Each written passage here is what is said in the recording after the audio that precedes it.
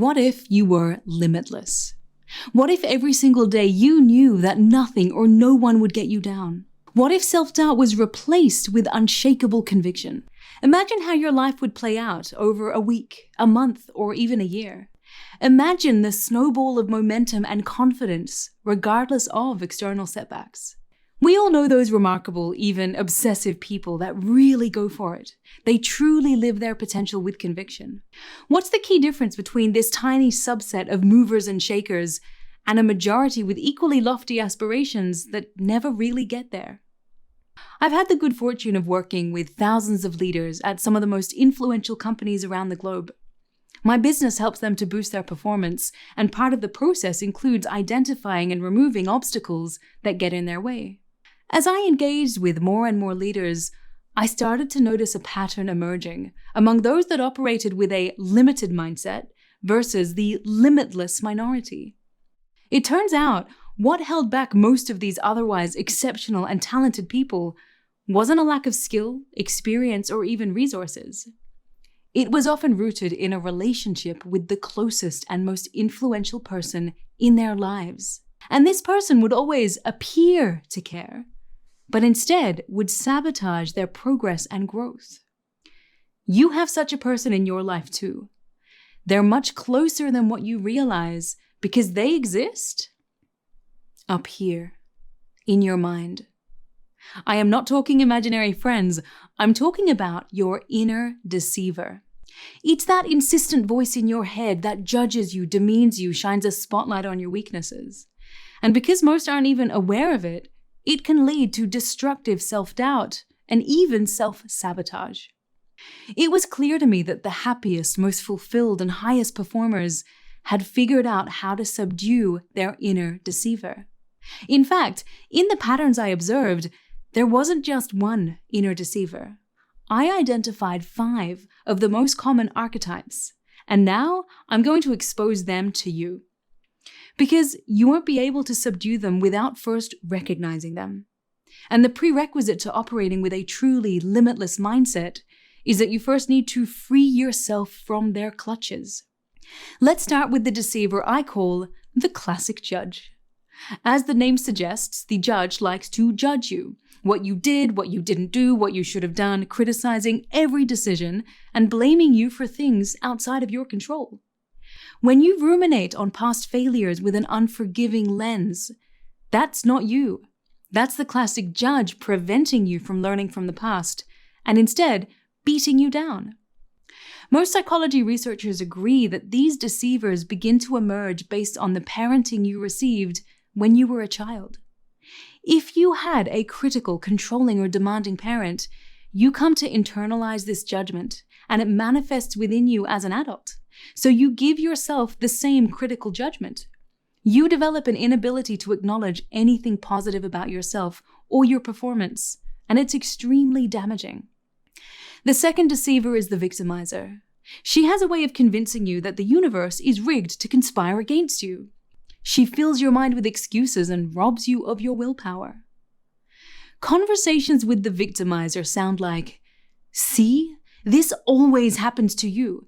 Every time an opportunity comes up, somehow you get screwed over. You're never going to be good enough for them."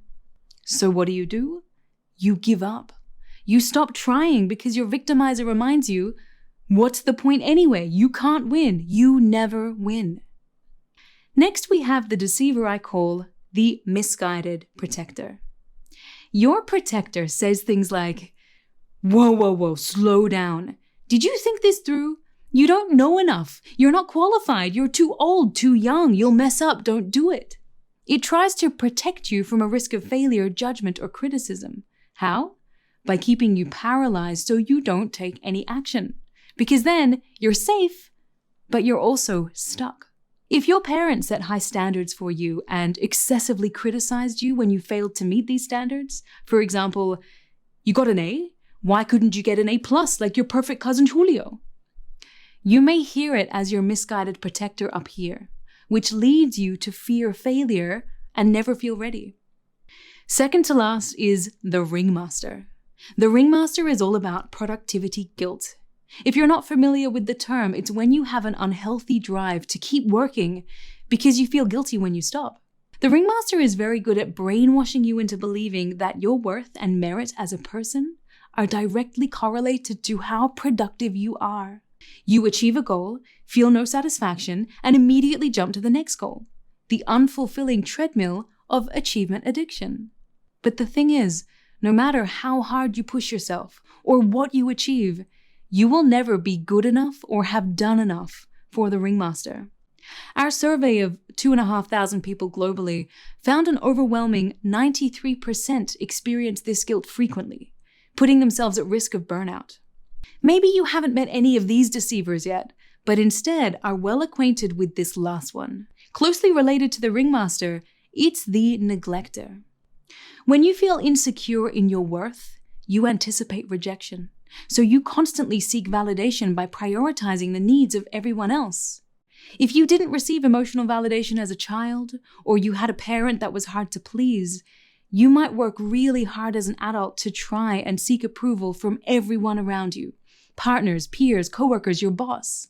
And then, whenever you don't receive it, it's an automatic trigger and you have a conditioned need to win it back. The neglector drives you to give beyond your capacity, leaving you exhausted, drained, and overwhelmed. So the stakes are high.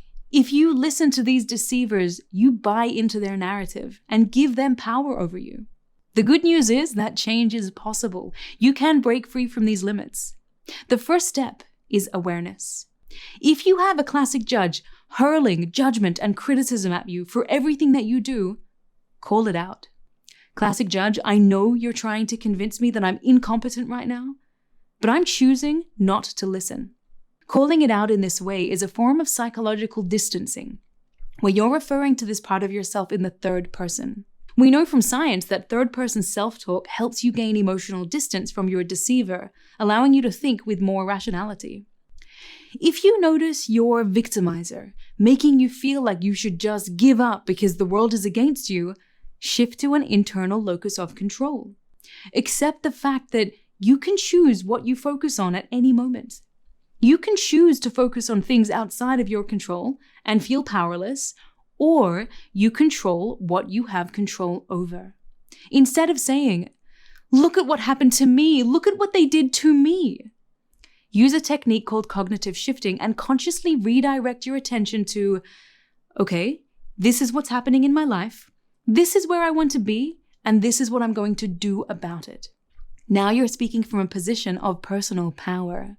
You take responsibility for what's within your control and choose to take action.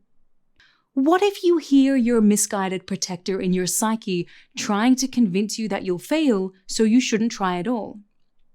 I have my own experience with my misguided protector. Chances are I wouldn't even be here or where I am today if I listened to it. Back in March of 2020, when the world was suddenly in lockdowns, all of our business bookings were either cancelled or postponed, and our business was dead in the water. So I was curious about experimenting with an app called TikTok.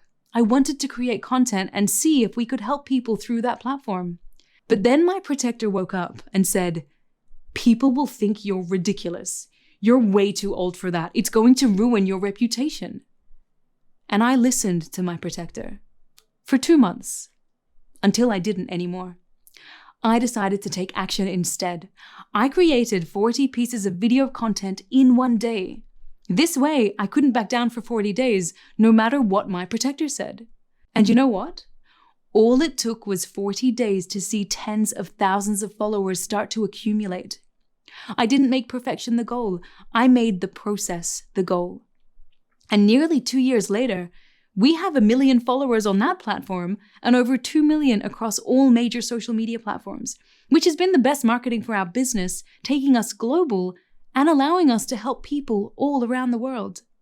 And none of that would have happened if I'd listened to my protector and stayed safe. So if you ever feel your protector taking over, grab a blank sheet of paper and write down all the protector's arguments. Then ask, is this scenario likely to happen? What's the worst that could happen realistically? Take time to rationally risk assess, and you'll likely find it's just your protector being overly dramatic. Given the protector tries to keep you safe by keeping you stuck, the best antidote is to take action. Don't worry about getting things right the first go. Don't make perfection the standard. Just act. Be consistent and be open to growth. Make the process the goal. Now the ringmaster. If you feel undeserving of taking a break and feel guilt or shame when you do, change the narrative in your head. Value yourself for who you are, not what you've done. Stop wearing busy as a badge of honor. Remind yourself of your qualities, the value you add to the lives of others, how you make a difference. Write this down. And with this sense of empowerment, pragmatically set healthy boundaries so that you have a more balanced life. Working hard at times is not a bad thing, but risking burnout is counterproductive to performance. And finally, those of you who have a loud neglector, I know what you're going through. Early in my career, my neglector was loud. I would constantly over-apologize when I hadn't done anything wrong, agree with people when I actually disagreed on principle, avoid any possibility of conflict, and would say, yes, of course, when I really meant no. I was a people pleaser to the point of sacrificing who I truly was. I gave away so much of myself in my efforts to be approved of that I no longer knew who I was. But you can't be limitless if you have nothing left inside to give. If you have a strong neglector like I did, you need to overcome the codependency and acknowledge your worth is not linked to how you think others see you. If you let people's perception of you dictate your behavior, you will never grow as a person. And when you do choose to give of yourself in the future, ask, am I doing this out of compulsion for approval? Or is it in a true spirit of service? So these are the 5 inner critical deceivers, the archetypes I've identified cross-culturally with people all around the world. And what's really interesting is that we've observed that many high performers believe that these inner deceivers are central to driving their performance. While outwardly they appear successful, allowing their core driving force to emanate from the fear of failure, envy, greed, seeking approval, and status is a proven source of unhappiness, constant stress, and a lack of fulfillment. What they failed to realize was that they've become trapped in the obsessive prison of self. My needs, my pain, my success, how people see me. So they continue to operate through a desire to avoid negative states and outcomes instead of being in a limitless mindset. It's a bad deal. Here is a better deal. If our reality is indeed our thoughts, emotions, and how we uniquely experience the world, then I invite you to acknowledge that there is a second side to us, our higher nature, if you will. One that is intrinsically motivated by a desire to express excellence, confidence, being of service, love, creativity, courage, and justice. This is the limitless aspect of our nature that is liberated from the prison of the insistent self. And as you consistently put in the work to decouple from your inner deceivers, integrating the practices I've shared with daily routines of meditation, journaling, prayer, and reflection, I want you to remember that each one of us has the power to operate from our higher, our limitless nature. The struggle to keep them at bay is a lifelong one, but I promise you, as you distance yourself from these voices, your life will begin to transform. So I have a challenge for you. Seriously commit to reframing your relationship with your inner deceivers. Acknowledge they exist, be aware of them, and learn to discern between rational thought and the voices of the ego. Your prison of self, it limits you. When you break free, your thoughts become limitless. You become limitless. Thank you.